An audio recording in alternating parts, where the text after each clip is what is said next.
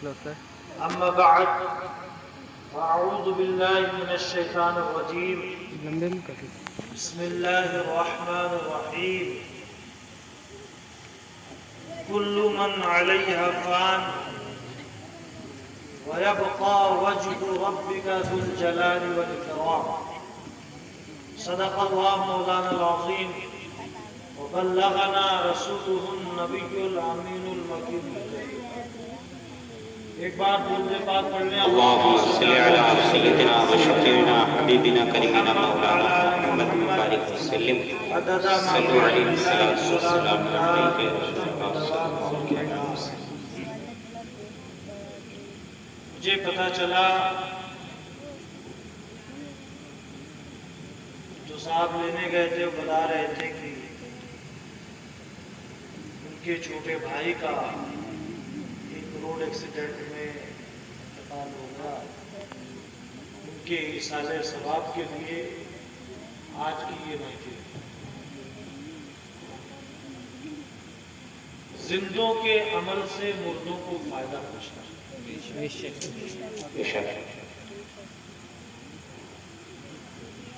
جو لوگ کہتے ہیں کہ جو آپ کیے ہو وہی ساتھ لے جاؤ گے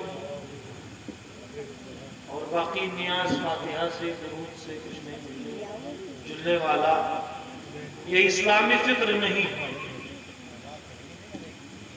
آپ دیکھیں نماز جنازہ کا مطلب ہی یہی ہے کہ اگر مردہ گنہگار ہے تو جو لوگ جمع ہو کر اس کے جنازے کی نماز پڑھیں گے ان کی دعا سے اللہ مردے کی مغفرت فرما دے. سبحان اللہ سبحان اللہ. اور اگر مردہ نیک ہے باقی لوگ گنہگار ہیں تو ایک نیک مردے کی میت میں جنازے میں شامل ہونے کی وجہ سے اللہ جنازہ پڑھنے والوں کی مغفرت فرما دے. سبحان اللہ سبحان اللہ.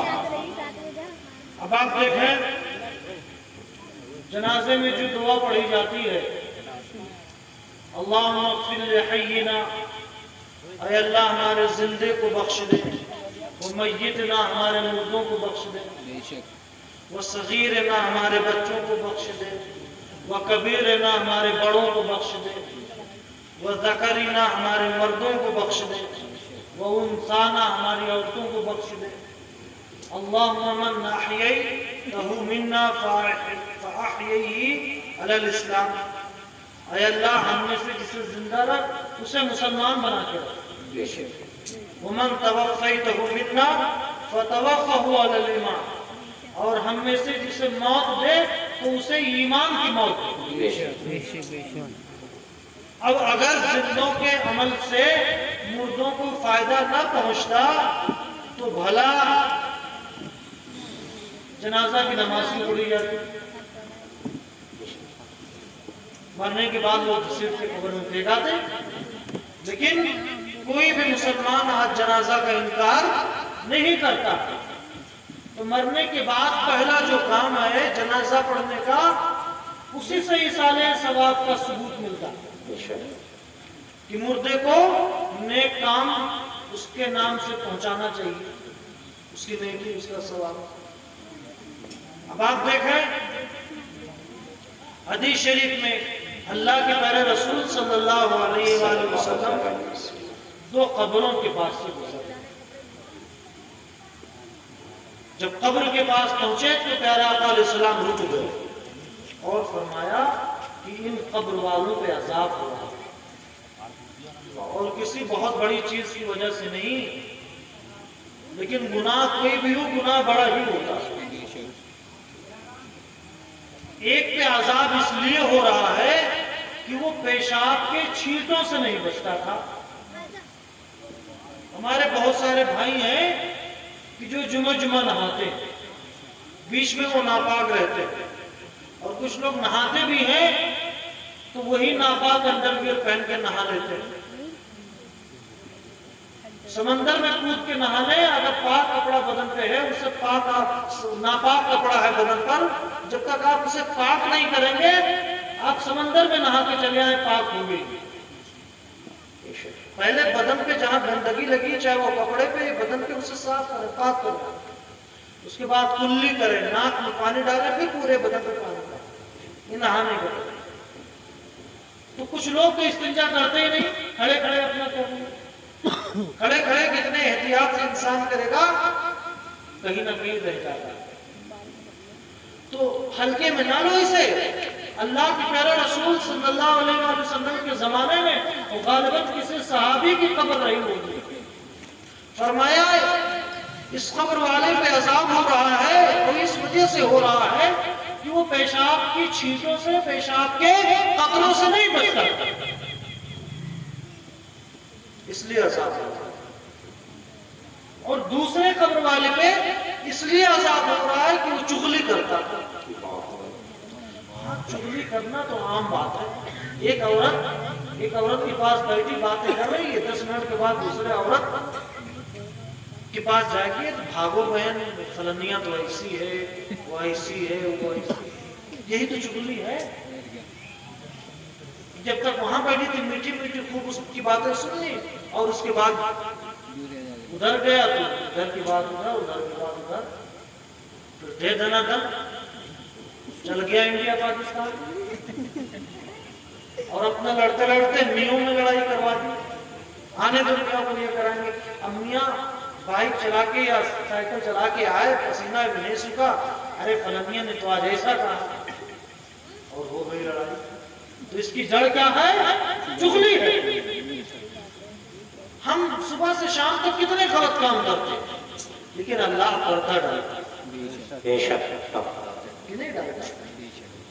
تو جب اللہ پردہ ڈالتا ہے، جو ہمیں کھلاتا اور پلاتا ہے، تو اللہ اس بات کو پسند کرتا ہے کہ اس کے بندے بھی دوسروں کے عیبوں پہ پردہ ڈالتا۔ سبحان اللہ۔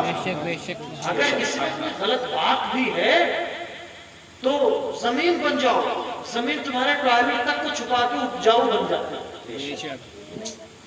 اور اگر آپ کسی کی غلط چیز کو چھپا لیں گے تو آپ بڑے دل والے کہے جائیں گے۔ تو دوسرے خبر والے پہ کیوں عذاب ہو رہا تھا کہ وہ چغل خوری کرتا تھا۔ اب اللہ کے پیارے رسول صلی اللہ علیہ وآلہ وسلم رحمت للعالمین، سارے سنسار کے لیے رحمت ہے۔ بیٹا بھلے بیمار ہو، اپاہج ہو، لیکن اگر وہ پیشاب کر دے، پاخانہ کر دے، تو ماں رات میں اٹھ کے اسے صاف کر دیتی ہے۔ ماں کی رحمت ہے جو اپنے بچے کے لیے مہربان ہے بس۔ اور ہمارے نبی صلی اللہ علیہ وآلہ وسلم تو سارے سنسار کے لیے رحمت ہے۔ کتنے رحم دل ہو۔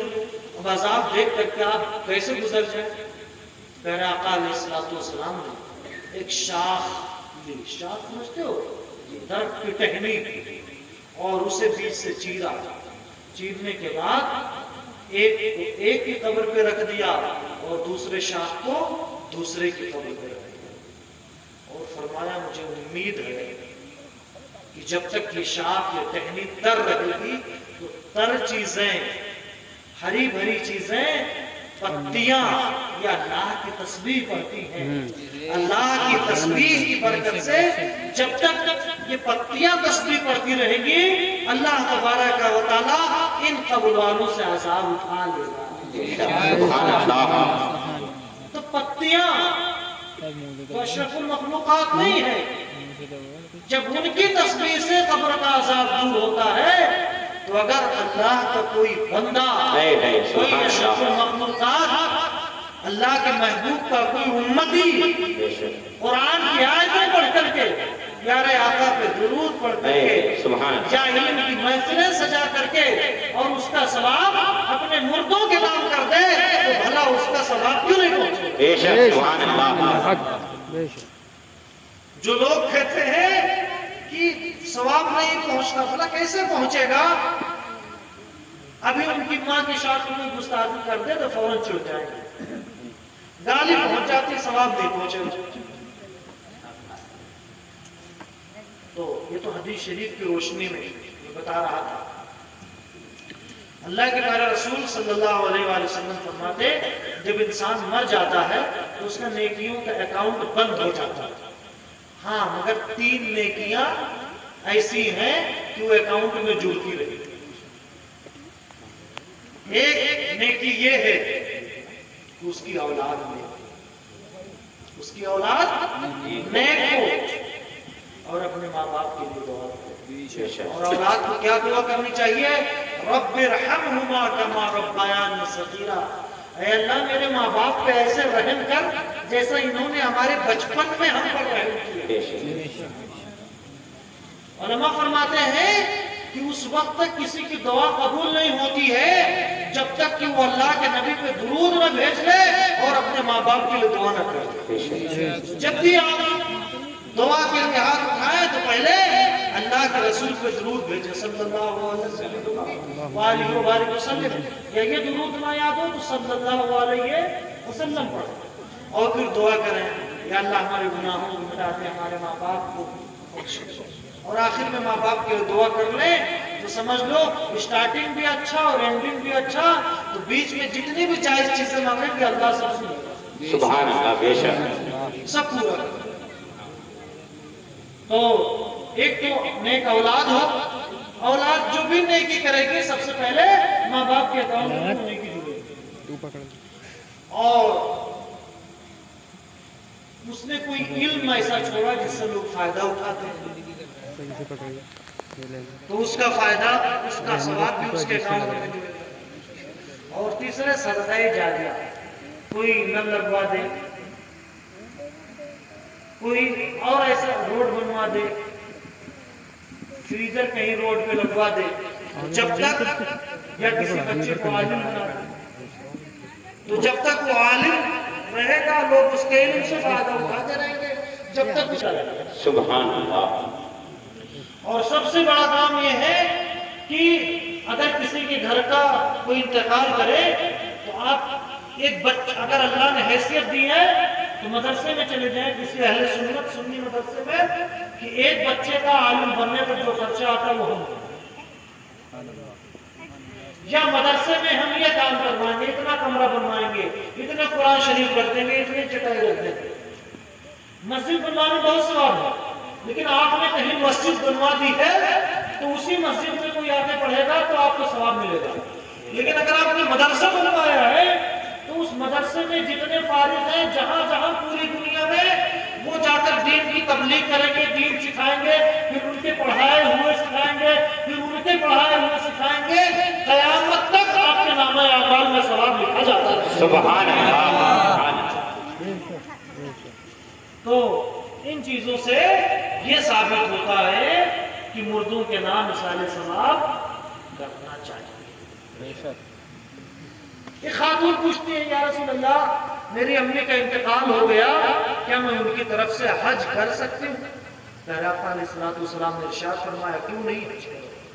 تو جب حج کا ثواب ماں باپ کو پہنچایا جا سکتا ہے، مردے کو پہنچایا جا سکتا تو بھلا نیاز فاتحہ کا ثواب کیوں نہیں پہنچ سکتے؟ کچھ لوگ کہتے ہیں کہ صاحب قرآن سے حدیث سے ثابت کرو، فاتحہ کا ثبوت کہاں سے؟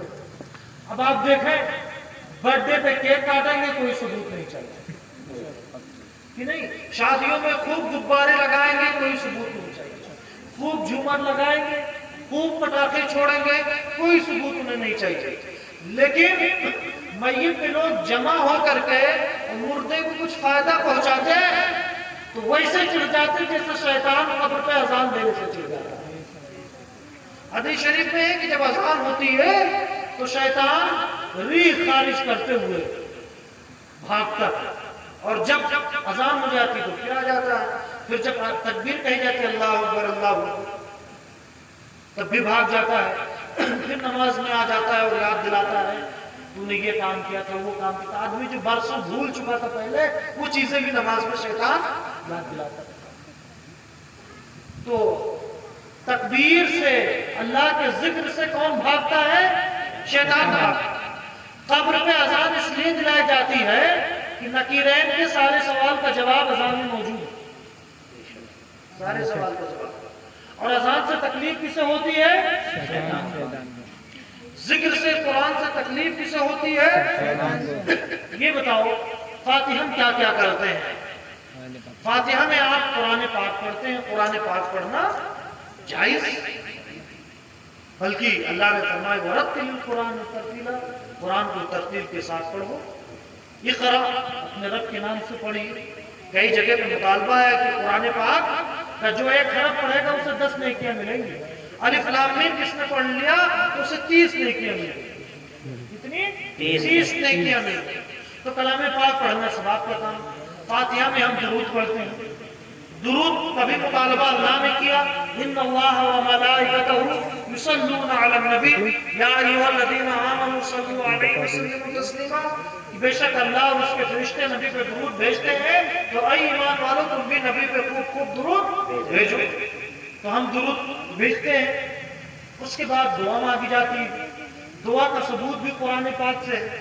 اللہ فرماتا ہے ادعوا ربکم تضرعا وخفیا، اپنے رب کو رو کر کے اور گڑ گڑا کے یاد کرو. یعنی دعا مانگو تو اس میں تمہارے آنسو نکلے. اگر آنسو نہیں نکلتے تو رونے جیسا منہ بناؤ. اللہ کو یہ ادائیں پسند ہے. تو یہ چیزیں جو قرآن اور حدیث سے ثابت. اب سامنے کھانا جو موجود ہے، کہتے ہیں آپ اس پہ کیوں پڑھتے ہو؟ کون نہیں پڑھتا ہے؟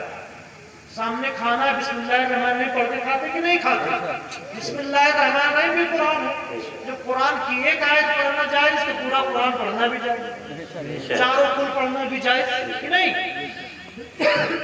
اب سامنے رکھنے کا ثبوت کہاں سے ہے؟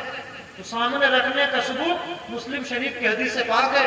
اللہ کے پیارے رسول صلی اللہ علیہ وآلہ وسلم جنگ سے واپس آ رہے تھے اور کھانے پینے کا سامان گھٹ گیا. صحابہ نے عرض کیا یا رسول اللہ اب کھانے پینے کا سامان نہیں بچا، اگر آپ اجازت دیں تو اپنے سواری کے اونٹ کو ہم ذبح کریں، گوشت کھائیں اور چربی کو پانی کی جگہ پر پیے. تو حضور صلی اللہ علیہ وآلہ وسلم نے فرمایا کہ اگر تم ایسا کرنا چاہو تو کر سکتے ہو. حضرت عمر مشورہ دینے یا رسول اللہ میری رائے یہ ہے کہ ہم اونٹ نہ ذبح کریں، اس لیے کہ اگر اونٹ ذبح کریں گے تو ہم پہنچیں گے کیسے مدینے تک؟ تو اے عمر کیا تمہاری رائے ہے؟ یا رسول اللہ میری رائے یہ ہے کہ جس کے پاس جو کچھ ہے وہ لے کر کے آئے اور آپ اس پہ دعا فرمائیں. سبحان اللہ. تو ایک چمڑے کی چادر بچھائی گئی، جس کے پاس کھجور پانی جو کچھ تھا سب لا کر اس پر جمع کیا گیا اور اللہ کے پیارے رسول صلی اللہ علیہ وآلہ وسلم نے اس پہ دعا فرما دی. اور اس دعا کا اثر یہ ہوا کہ مدینہ طیبہ تک لوگ وہ کھانا کھاتے رہے، پانی پیتے رہے اور کھانا پینا ختم ہے. سبحان اللہ سبحان اللہ. تو سامنے رکھ کر کے دعا مانگنے کا بھی ثبوت آپ کے سامنے. اب کیا چاہتے ہیں بھائی؟ تم زندوں کو فائدہ نہیں پہنچا پاتے ہو. اگر کوئی ہونہار بھائی یا ہونہار بیٹا اپنے باپ کو یا اپنے بھائی کو فائدہ پہنچاتا ہے تو آپ بیچ میں کیوں ٹانگ اڑا رہے ہیں؟ اسی بہانے کوئی قرآن پڑھ لیتا. اب یہ بتاؤ اگر آج یہ محفل نہ سجائی گئی ہوتی تو اتنی ساری دین کی باتیں جو میں بتا رہا ہوں یہ ہمارے علماء نے بتائی، کیا یہ باتیں پتہ چلتی ہیں آپ کو؟ حقیقت میں سچر کمیٹی کی رپورٹ کے مطابق صرف 100 مسلمانوں میں 3 مسلمانوں کو اپنا دین آتا ہے جو مدرسوں میں پڑھتے ہیں. باقی لوگ کاروبار میں. مسلمانوں کی جو حالت ہم سب جانتے ہیں، دلتوں سے بھی برے حالات ہیں، ہرجنوں سے بھی برے حالات ہیں. شکشا اور ایجوکیشن میں بہت پیچھے ہیں اور خاص کر دینی تعلیم میں بڑے بڑے پروفیسروں کو دعا قنوت نہیں یاد ہوتی ہے. تو صرف 100 میں سے 3 لوگ مدرسے میں جا پاتے ہیں. باقی کوئی محنت کر رہا ہے، مزدوری کر رہا ہے، کوئی جاب کر رہا ہے، کوئی کچھ کر رہا ہے. اب ان تک دین کیسے پہنچے؟ تو ہمارے علماء نے طریقہ یہ نکالا، میلاد شریف کی محفلوں میں انہیں دین کی باتیں بتا دو، ڈی جے کی محفل ہو اس میں بتا دو، 40ویں کی محفل ہو اس میں بتا دو، عقیقے کی مجلس ہو اس میں بتا دو، تاکہ لوگوں کو بیسک دین آ جائے. تو یہ محفلیں منعقد کرنے کا ایک مقصد یہ بھی ہے کہ لوگ اپنا دین سیکھ لیں. اب یہ تو اصالِ ثواب اور فاتحہ کے حوالے سے میں گفتگو کر رہا تھا. مجھے امید ہے کہ بہت ساری باتیں آپ کو سمجھ میں آ گئی انشاءاللہ. اب موت سے کسے رستگاری ہے؟ آج ہماری کلام کی باری. اللہ ایک ہے، اس میں اختلاف ہے. حضور اللہ کے رسول ہیں، اسے بھی بہت سارے لوگ نہیں مانتے. لیکن موت ایک ایسی چیز ہے جس میں کسی کا کوئی اختلاف نہیں، سب مانتے ہیں کہ ایک دن مرنا ہے۔ اور ایک اور غلط فہمی ہمارے دل و دماغ میں بیٹھی ہوئی ہے، ہم یہ سوچتے ہیں کہ صرف بوڑھے مرتے ہیں۔ بھائی ابھی ہماری عمر بال پکے نہیں ہیں، جب بال پک جائیں تو پھر داڑھی رکھیں گے، پھر نماز پڑھیں گے۔ ابھی ریٹائر نہیں ہوئے، ریٹائر ہو جائیں تب داڑھی رکھیں گے، نماز پڑھیں گے، تب حج کریں گے۔ جا کے قبرستان میں آپ دیکھ لیں کہ بچوں اور جوانوں کی قبریں بوڑھوں سے کہیں زیادہ ہوتی ہیں۔ تو کبھی بھی بڑھاپے کا انتظار نہ کریں۔ موت ایک لمحہ کے لیے آتی ہے لیکن آتی ہے۔ جوان بچے بوڑھے سب مرتے ہیں۔ ابھی کورونا میں آپ نے دیکھا کتنے کثرت سے لوگوں کا انتقال ہوا، تو اگلی سانس کا کوئی بھروسہ نہیں۔ بتائیں جو چیز ہوا پہ ٹکی ہو اس کا کیا بھروسہ، تب وہ گر جائے۔ تو ہماری زندگی جو ٹکی ہے، جس پر ہمیں بہت ناز ہے، جس کے لیے ہم سیاست سب کرتے ہیں، وہ ہوا اور سانسوں پہ ٹکی ہوئی ہے۔ سانس اندر جاتی ہے، اگر اندر نہ جائے تو ہم مر جائیں گے، اور باہر نکلتی ہے، اگر باہر نہ نکلے تو مر جائیں گے۔ زندگی کا فلسفہ یہی تو ہے، سانس لیتے ہیں اور چھوڑتے ہیں، لینا یا چھوڑنا تو پتہ نہیں۔ تو اگلے لمحہ کی جب ہمیں خبر نہیں ہے کہ اگلے لمحہ کیا ہو جائے، کس کا انتقال ہو جائے، تو ہم بڑھاپے کی بارے میں دماغ میں کیوں بٹھائیں کہ جب ہم بوڑھے ہوں گے تب انہیں کام کریں گے؟ نہیں، حدیث شریف میں ہے، اللہ کے پیارے رسول صلی اللہ علیہ وآلہ وسلم فرماتے ہیں حلق المصدفون، وہ لوگ ہلاک ہو گئے جو کہتے ہیں کل کام کر لیں گے، ابھی کر لیں گے، ابھی کر لیں گے۔ یہ نسخہ اپلائی ہوتا ہے ان لوگوں پہ جو کہتے ہیں ہم بڑھاپے میں سدھریں گے۔ ارے بھیا ابھی سدھر جاؤ، کوئی بھروسہ نہیں موت کب کیسے آ جائے اور کب اللہ کی طرف سے بلاوا آ جائے۔ تو جو انسان اللہ کی یاد میں رہے گا، ذکر و فکر میں رہے گا، نماز پڑھے گا، تو جب اس کی موت آئے گی تو ایمان پر خاتمہ ہوگا۔ اور اگر آپ غفلت میں ہیں کہ ابھی نماز نہیں پڑھ رہے ہیں، مسجدوں سے دوری ہے، روزوں سے دوری ہے، اور اچانک بلاوا آ گیا تو آپ کیا کریں گے؟ بہت چانسز ہے کہ اللہ بچائے ہم سب کو ایمان پر خاتمہ نہ ہو۔ تو ابھی سے تہیہ کر لیں آج کی اس محفل سے کہ ہم انشاءاللہ نماز پڑھیں گے، انشاءاللہ آنے والے رمضان المبارک کے پورے روزے رکھیں گے، پڑوسیوں کو ستائیں گے نہیں، نوجوان اگر ہے تو عشق بازی سے توبہ کر لیں۔ ہمارا معاشرہ عشق بازی میں بہت ڈوب رہا ہے۔ پہلے ایک مسلم لڑکا کئی لوگوں کا مقابلہ کر لیتا تھا، اب شراب کے نشے میں ہماری نسل مٹ جا رہی ہے۔ اب اگر لڑکیوں سے مقابلہ کروا دی جائے تو غیروں کی لڑکی 10 سینڈلیں مار کر کے سرے روڈ چلی جائے گی، اور دم نہیں ہے۔ پہلے چلتا تھا ہمارا نوجوان تو ایسا لگتا تھا کوئی شیر آ رہا ہے، آواز چل رہا ہے تو ڈگڈگاتے ہوئے ایسا لگتا انجن خراب ہو گیا ہے اور کوئی بائک آ رہی تھی کہ ایکسیلیٹر تیز کر دیا تو ابھی کام تمام ہو جائے گا۔ صحت مند بنے، تندرست بنے، برے کاموں سے بچیں، نشے سے بچیں۔ موت جانتے ہیں کیا چیز ہے؟ موت کسی کھلونے کا نام نہیں ہے۔ موت جو آتی ہے تو حدیث شریف میں آیا ہے کہ کوئی ریشمی چادر، ہلکی چادر یا کوئی دوپٹہ کہہ لو، کسی کانٹے دار درخت پر ڈال کے اور پورے بے دردی سے اسے نوچ لو تو کیا حال ہوگا؟ ادھر کا تانا ادھر، ادھر کا بانا ادھر۔ اس طریقے سے انسان کی نسیں پڈلیاں کھنچ جاتی ہیں۔ حدیثوں میں آتا ہے کہ جب روح قبض کی جاتی ہے تو اگر فرشتے مردے کی لاش کو پکڑے نہ رہیں تو لاش زمین سے اچھلے آسمان میں لگے، ایسی تکلیف ہوتی ہے۔ اور موت تو بہت دور کی بات، ملک الموت، موت کے جو فرشتے ہیں حضرت اسرائیل علیہ السلام، ارے ان کی صورت کیا جانو، حدیثوں میں ہے۔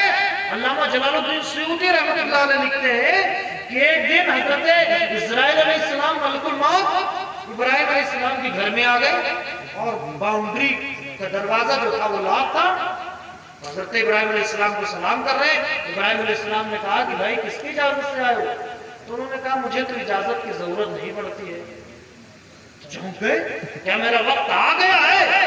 کہا نہیں, اے اللہ کے پیغمبر ابھی آپ کا وقت نہیں آیا, میں بس آپ سے ملنے آ گیا ہوں.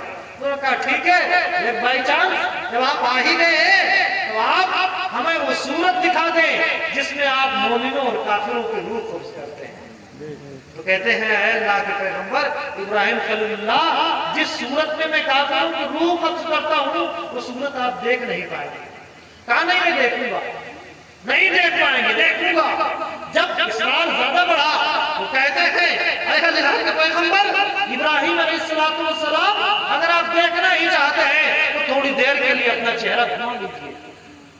چہرہ پھیرنے کے بعد واپس اپنی جگہ پہ لاتے ہیں تو حضرت ابراہیم خلیل اللہ بے ہوش ہو کر کے زمین پہ گر جاتے ہیں.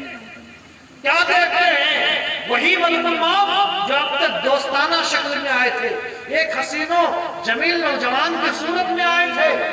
ان کے روکتے روکتے تیر کی طرح کھڑے ہو گئے ہیں اور ہر روکتے سے آگ برس رہی ہے, آنکھوں سے چنگاریاں نکل رہی ہے اور بدبو ایسی کہ بھیجا پھیلا جا رہا ہے. سنبھال نہ پائے, بے ہوش ہو کے گر گئے. جب ہوش میں آئے تو کہتے ہیں اے ملک الموت, اے اسرائیل, اگر مردہ کافر مردے کو اور کوئی عذاب نہ دیا جائے, قبر کا عذاب نہ دیا جائے, حشر کا عذاب نہ دیا جائے, پلسرات کا عذاب نہ دیا جائے, دوزخ کا عذاب نہ دیا جائے, صرف تمہاری یہ ڈراؤنی اور بدبو دار صورت دکھا دی جائے تو کافر کے عذاب کے لیے بس اتنا ہی کافی ہے. حضرت ابراہیم کہتے ہیں پھر وہ صورت دکھا دو جس صورت میں مومنوں کی روح قبض کرتے ہو. کہتے ہیں جب چہرہ گھمائیے, چہرہ گھما کے جب واپس کرتے ہیں تو سبحان اللہ ایک حسین و جمیل نوجوان انگ سے خوشبو ٹپک رہی ہے. سبحان اللہ. تبسم ایسی کہ گلستہ کے گلستہ مہک اٹھے.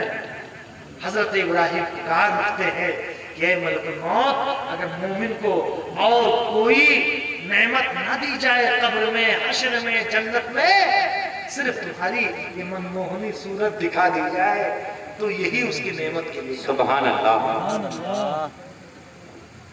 یہ تو ملک الموت.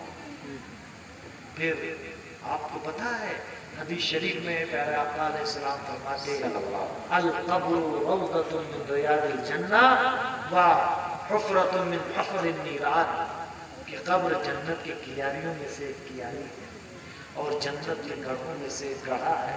ہم قبرستان جو جاتے ہیں سب کی قبریں مٹی کی ایک جیسی لگتی ہیں, لیکن یہ ایک جیسی ہوتی نہیں ہے. کچھ قبریں ایسی ہوتی ہیں جو حد نگاہ وسیع ہوتی ہیں, کشادہ ہوتی ہیں.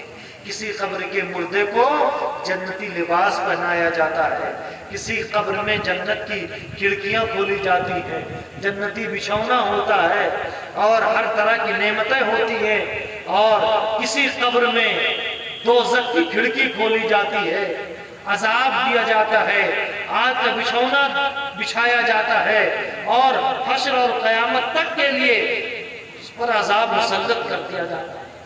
جو مومن ہے, نیکوکار ہے, پرہیزگار ہے, مسجدوں کی طرف آنے جانے والا ہے, ماں باپ کا فرما بردار ہے, پڑوسیوں کے حقوق کو ادا کرتا ہے, ماں باپ کو ستاتا نہیں ہے, جب وہ انتقال کرتا ہے تو اس کے ساتھ اتنا اچھا سلوک ہوتا ہے کہ قبر میں جنت کی کھڑکیاں کھول دی جاتی ہیں, جنتی بچھونا بچھایا جاتا ہے, اسے جنتی جوڑا پہنایا جاتا ہے اور پیارے آقا علیہ السلام کی زیارت ہوتی ہے.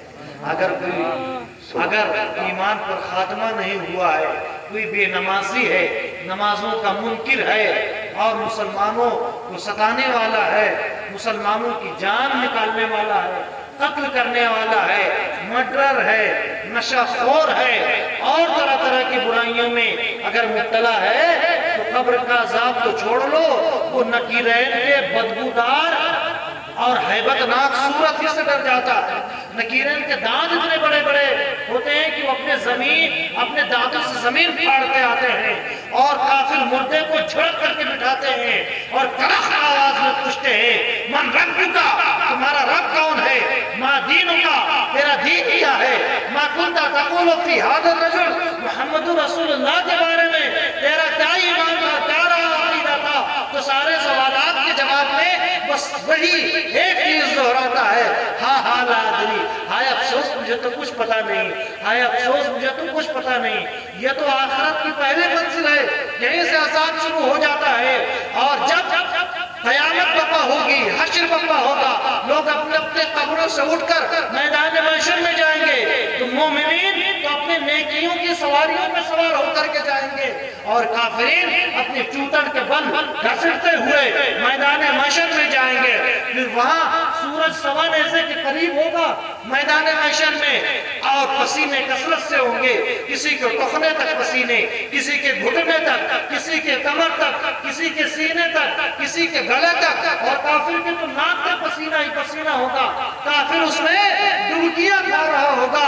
جب بہت پریشان ہو جائیں گے، حضرت آدم سے لے کر حضرت عیسیٰ تک سارے پیغمبروں کے پاس جائیں گے، اے اللہ کے محبوب بندو، اے اللہ کے پیغمبروں، اے انبیاء کرام کی جماعت، اے مرسلین اعظام کی جماعت، آپ سفارش کریں، اب نہیں جھیلا جاتا ہے۔ مگر سارے لوگ کہیں گے کہ آج مجھے اپنی پڑی ہے، ہم کسی کی شفاعت کرنے والے نہیں، کسی کی سفارش کرنے والے نہیں۔ یہ یہاں کی صراط پہ ہوگا، ان صراط پہ جو مومنین ہوں گے ان میں الگ درجے ہوں گے، کوئی بجلی کسی تیزی کے ساتھ گزر جائے گا، کوئی ہوا کی رفتار سے، کوئی لائٹ کی رفتار سے، کوئی تیز رفتار سواری کی رفتار سے، کوئی تیز دوڑتے ہوئے شخص کی طرح، کوئی نارمل طرح سے، کوئی ہچکتے مچکتے لچکتے گزر جائے گا، اور کافر تو آخر کار گر کر کے دوزخ میں پہنچ جائے گا۔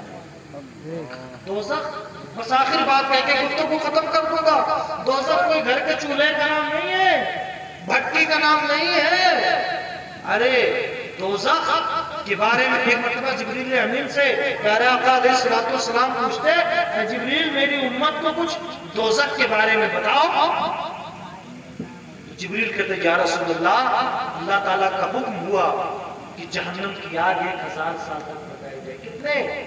1000 سال تک۔ یا رسول اللہ، دوزخ کی آگ 1000 سال تک بھڑکائی گئی، وہ بالکل سرخ ہو گئی۔ پھر حکم ہوا 1000 سال تک اور بھڑکائی جائے۔ یا رسول اللہ، بھڑکائی گئی اور بالکل سفید ہو گئی۔ پھر حکم ہوا 1000 سال تک اور بھڑکائی جائے۔ یا رسول اللہ، جب 3000 سال تک دوزخ کی آگ بھڑکائی گئی تو بالکل سیاہ ہو گئی، کالی ہو گئی۔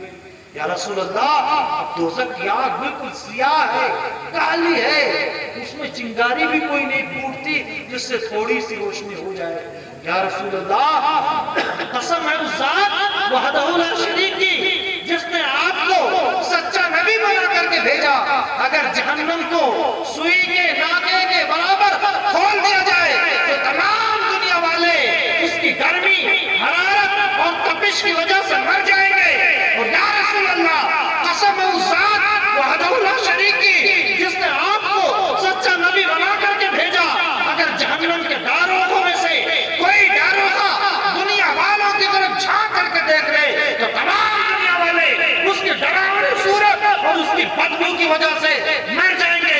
اور یا رسول اللہ، قسم ہے اس ذات وحدہ لا شریک کی جس نے آپ کو سچا نبی بنا کر کے بھیجا، اگر جہنم کے زنجیروں کی ایک کنڈی، وہ زنجیریں جس سے جہنمیوں کو جکڑا جائے، دنیا کے پہاڑوں پہ ڈال دیا جائے ایک کنڈی، تو پہاڑ اس کے بوجھ کو برداشت نہ کرتا ہے اور موم کی طرح پگھل جائے، اور وہ زنجیر کی کنڈی دھستے ہوئے تحت الثری میں پہنچ جائے۔ جب جبریل نے اتنا بچایا تو آقا پکار اٹھے، اے جبریل بس کرو، بس کرو، میری امت کو دوزخ کے بارے میں بس اتنا ہی جان لینا کافی۔ یہی وہ ساری چیزیں آخرت کے بارے میں۔ اگر آخرت کا عقیدہ ہمارے دماغ میں بس جائے تو ہمیں کسی سی ٹی وی کیمرے کی ضرورت نہیں، نماز کے لیے کسی جگانے والے کی ضرورت نہیں ہے۔ حضرت فاروق اعظم جب امیر المومنین بنے تو ایک صاحب کو مقرر کیا کہ جب بھی میں روز نکلوں تو مجھے موت کی یاد دلانا. تو موت کی یاد دلاتے تھے کہ امیر المومنین آپ کو مرنا ہے. موت انسان کو اوقات میں کر دیتی ہے. ایک دن وہ آئے حضرت عمر، انہوں نے کہا امیر المومنین انکا میت، آج بھی مرنا ہے. تو انہوں نے کہا نہیں، اب ہمیں آپ کی ضرورت نہیں. پوچھا کیوں؟ اب کیوں نہیں بتانا؟ تو کہتے ہیں میرے داڑھی کا ایک بال سفید ہو گیا ہے. اب یہ خود ہمارا ایک بال نہیں، سارے کے سارے بال سفید ہو گئے، پھر بھی عیاشیاں ہو رہی ہے، تاش کے پتے کھیل رہے ہیں، نماز کرا رہے ہیں، روزے نہیں رکھ رہے ہیں. یقین مانے کیا آپ کی دادا پر دادا دنیا میں ہے؟ جب نہیں ہے تو آپ بھی بھولی بسری کہانی بن جائیں گے.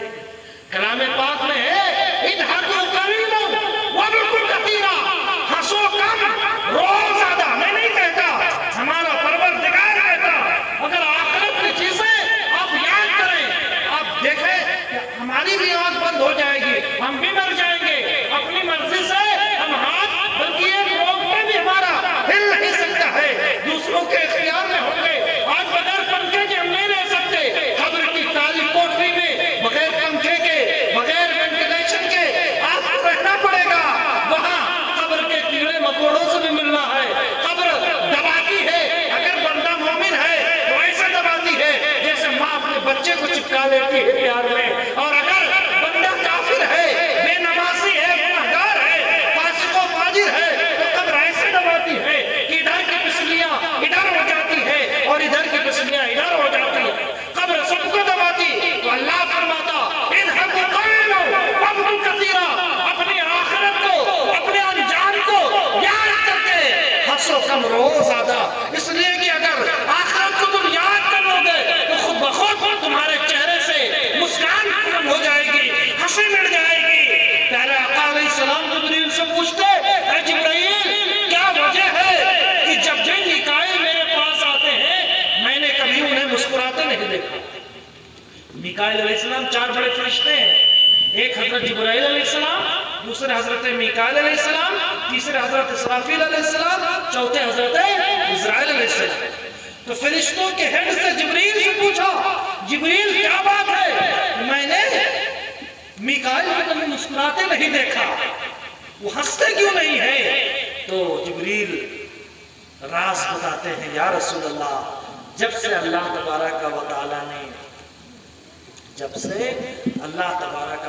نے دوزخ کو پیدا کیا ہے، میکائیل نے مسکرانا چھوڑ دیا ہے. میکائیل علیہ السلام نے کہیں ایسا نہ ہو اللہ تبارک و تعالیٰ دوزخ میرا ٹھکانہ بنا دے. جبکہ دوزخ میں فرشتے نہیں جائیں گے، دوزخ میں انسان اور جنات جائیں گے. اللہ فرماتا وقودها الناس والحجارہ، دوزخ کا ایندھن، دوزخ کا پیٹرول کون ہے؟ انسان اور پتھر. انہیں جلا جلا کر کے دوزخ کی آگ اور بھڑکے گی، بلکہ دوزخ سب دوزخیوں کو لینے کے بعد بھی کہے گا حل من مزید، کیا ابھی کچھ لوگ بچے ہیں وہ بھی آ جائیں. دوزخ میں زیادہ لوگ جائیں گے، دوزخ کی کیپیسٹی بھی جنت سے زیادہ ہے، زیادہ لوگ، پھر بھی دوزخ کیا کہے گا حل من مزید. تو میکائیل کو دوزخ میں جانا نہیں، پھر بھی اپنے انجام کا خوف اتنا ہے کہ مسکرانا چھوڑ دیا. اور قرآن کہہ رہا ہے، حدیثیں کہہ رہی ہے کہ دوزخ کا ایندھن انسان. اس کے باوجود ہماری غفلتوں کا عالم کیا ہے کہ ہمارے بازار آباد ہے، جبکہ سب سے بری جگہ بازار ہے ہماری مسجدیں ویران ہے. ہم 20 پیج کا اخبار ہندی کا پڑھ جاتے ہیں اور 20 لائن کلام پاک نہیں پڑھتے ہیں. ہم شادیوں میں خوب میک اپ کر لیتے ہیں مگر اللہ کی رضا کے لیے ہم نقاب نہیں پہنتے ہیں، جبکہ نقاب میں کوئی پیسہ نہیں لگتا. اگر آپ نقاب پہن لیں تو کسی بیوٹی پارلر جانے کی ضرورت نہیں ہے. آپ کا پیسہ بھی بچے، آپ کا وقت بھی بچے اور آپ کا خالق و مالک آپ سے راضی ہو. تو رب کریم کی بارگاہ میں دعا ہے کہ آج کی محفل میں جو کچھ بیان ہوا، جو کچھ ثواب ملے، اللہ تبارک و تعالیٰ اس کا ثواب مرحوم کی روح کو پہنچائے، انہیں کھروٹ کھروٹ جنتیں نصیب فرمائے، ان کے چھوٹے بڑے تمام گناہوں کو معاف فرمائے اور ہمیں بھی موت کو یاد کرتے رہنے اور آخرت کی تیاری کی توفیق عطا فرمائے. وما علینا الا البلاغ. استغفر اللہ ربی من کل ذنب واتوب الیہ. لا الہ الا اللہ محمد